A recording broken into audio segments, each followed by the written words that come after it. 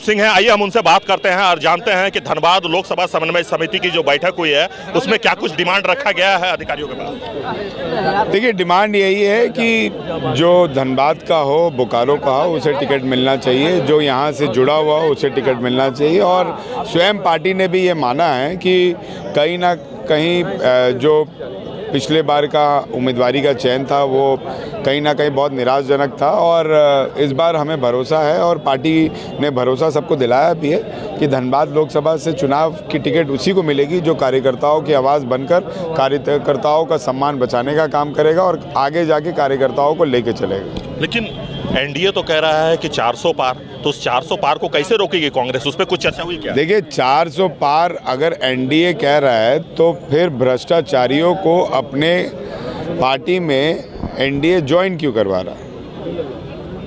अजीत पवार जैसे लोगों को या फिर हमारे पार्टी के, जब तक गीता कोड़ा जी हमारे पार्टी में थी वो भ्रष्टाचारी थी, उनके पार्टी में जाके ज्वाइनिंग हो गई।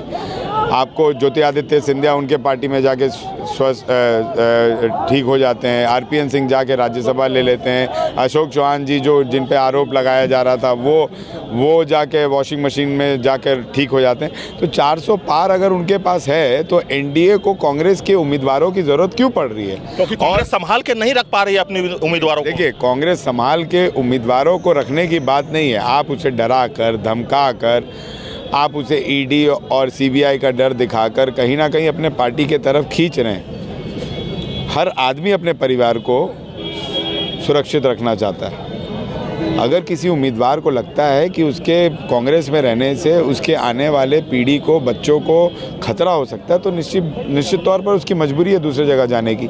और अगर 400 पार थी, मैं धनबाद लोकसभा की बात कर रहा हूँ, धनबाद लोकसभा में अभी तक उम्मीदवार क्यों नहीं दिया गया? कहीं ना कहीं उनको सर्वे में है कि धनबाद में आप चुनाव हारने जा रहे हैं, इसीलिए उन्होंने नहीं दिया। कहा जा रहा है कि मोदी गारंटी, उस गारंटी से कैसे लड़ पाएंगे? सर, मोदी की गारंटी 15 लाख की भी थी।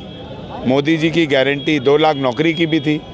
मोदी जी की सरकार 2 करोड़ की थी। मोदी जी की सरकार की गारंटी आपको पुलिसकर्मियों 70,000 पुलिसकर्मी जो झारखंड की थी उनकी भी गारंटी थी। मोदी की गारंटी ओबीसी 27% कराने की भी थी। मोदी की गारंटी सरना धर्म कोड की भी थी। मोदी की गारंटी आपको 1932 खतियान और नियोजन नीति लागू करने की थी जो उन्होंने 1985 किया था उन्हीं के सरकार में। तो ये सब गारंटी को भी मोदी और एनडीए याद करें। तो ये थे अनूप सिंह, हमारे सहयोगी राजेश, और हमें दीजिए इजाजत। आप देखते रहिए TV45 न्यूज़। नमस्कार।